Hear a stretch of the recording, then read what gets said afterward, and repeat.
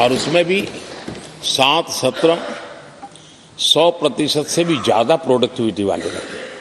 ये भी, और मैंने देखा आपने रात रात बैठ करके भी हर सांसदों के मन की बात को आपने सरकार के ध्यान में लाने का भरपूर प्रयास किया। मैं इन सफलता के लिए सभी माननीय सांसदों का और सभी फ्लोर लीडर्स का भी हृदय से आभार और अभिनंदन व्यक्त करता हूं। पहले सत्र में 17वीं लोकसभा के पहले सत्र में दोनों सदन ने 30 विधेयक पारित किए थे। ये अपने आप में रिकॉर्ड है।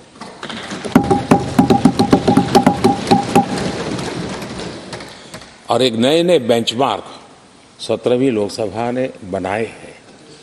आदरणीय अध्यक्ष जी, आजादी के 75 वर्ष पूरा होने का उत्सव, हम सबको कितना बड़ा सौभाग्य मिला कि ऐसे अवसर पर हमारे सदन ने अत्यंत महत्वपूर्ण कामों को नेतृत्व किया। हर स्थान पे हुआ।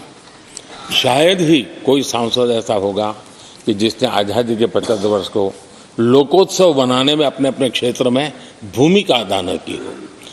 यानी सचमुच में आज़ादी के 75 वर्ष को देश ने जी भर करके उत्सव से बनाया और उसमें हमारे माननीय सांसदों की और इस सदन की बहुत बड़ी भूमिका रही है।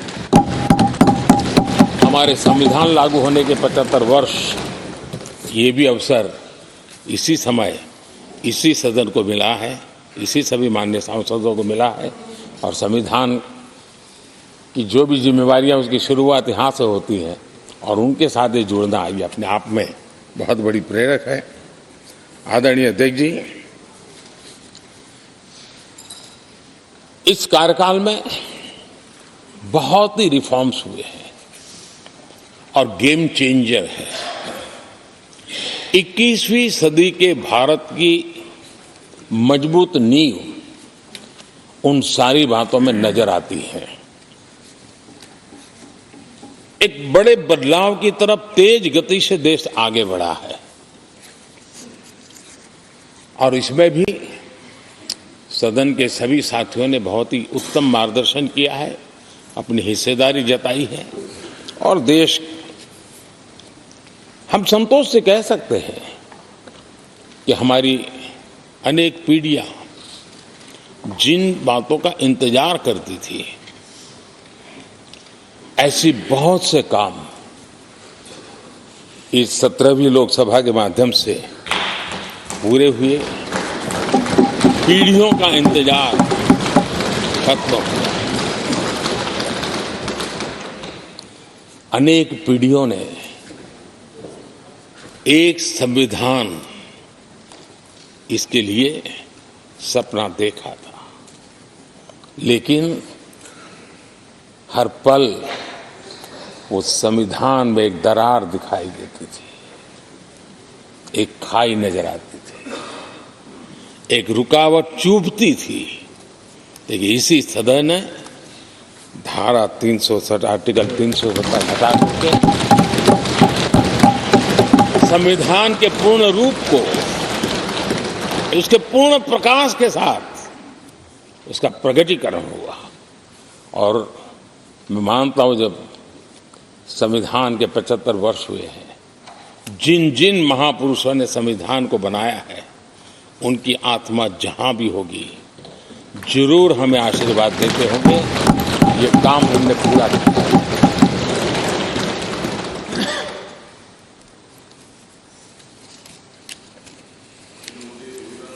कश्मीर के भी, जम्मू कश्मीर के लोगों को सामाजिक न्याय से वंचित रखा गया था। आज हमें संतोष है कि सामाजिक न्याय का जो हमारा कमिटमेंट है वो हमारे जम्मू कश्मीर के भाई बहनों को भी पहुंचा करके हम आज एक संतोष की अनुभूति कर रहे हैं। आदरणीय अध्यक्ष जी, आतंकवाद नासूर बनके देश के सीने पर गोलियां चलाता रहता था। मां भारती की धरा आए दिन रक्त रंजित हो जाती थी। देश के अनेक वीर होनहार लोग आतंकवाद के कारण बलि चढ़ जाते थे। हमने आतंकवाद के विरुद्ध सख्त कानून बनाए, इसी सदन ने बनाए।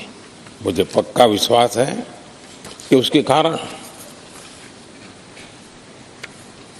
जो लोग ऐसी समस्याओं का लिए जूझते हैं उनको एक बल मिला है, मानसिक रूप के उनका कॉन्फिडेंस बढ़ा है और भारत को पूर्ण रूप से आतंकवाद से मुक्ति का उसमें एक एहसास हो रहा है और वो सपना भी सिद्ध होके रहेगा।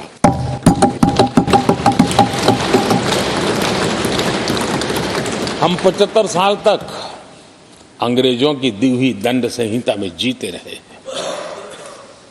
हम गर्व से कहेंगे देश को, नई पीढ़ी को कहेंगे, आप अपने पोते पोती को कह सकेंगे गर्व से कि देश 75 साल भले दंड संहिता में जिया, लेकिन अब आने वाली पीढ़ी न्याय संहिता में जिएगी और यही सच्चा लोकतंत्र है। आदरणीय अध्यक्ष जी, मैं आपका एक बात के लिए और अभिनंदन करना चाहूंगा कि नया सदन, इसकी भव्यता वगैरह तो है ही, लेकिन उसका प्रारंभ एक ऐसे काम से हुआ है जो भारत की मूलभूत मान्यताओं को बल देता है और वो नारी शक्ति वंदन अधिनियम। जब भी इस नए सदन की चर्चा होगी तो नारी शक्ति वंदन अधिनियम इसका जिक्र होकर के, यानी एक, और भले ही वो छोटा सत्र था लेकिन दूरगामी निर्णय करने वाला सत्र था। इस नए सदन की पवित्रता का एहसास उसी पल शुरू हो गया था जो हम लोगों को एक नई शक्ति देने वाला है और उसी का परिणाम है कि आने वाले समय में जब बहुत बड़ी मात्रा में यहाँ हमारी माताएं बहनें बैठी होगी, देश गौरव की अनुभूति।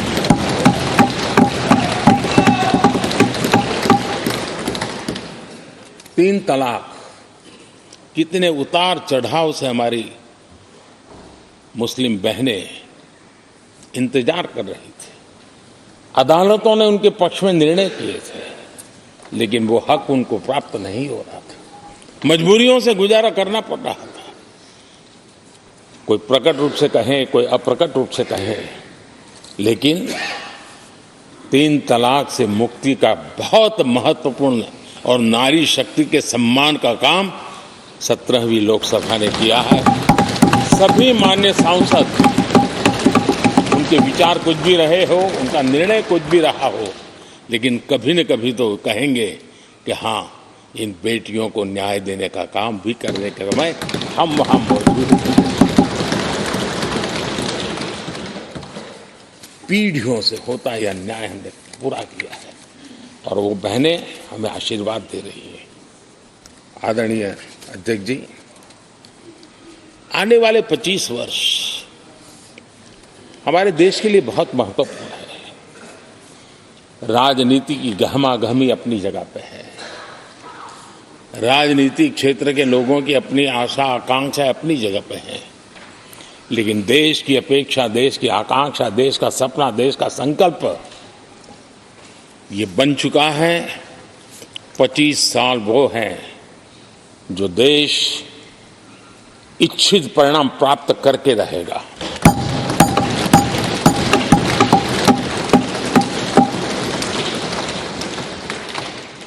(1930) में जब महात्मा गांधी जी ने दांडी की यात्रा की थी, नमक का सत्याग्रह था, घोषणा होने के पहले लोगों को सामर्थ्य नजर नहीं आया था।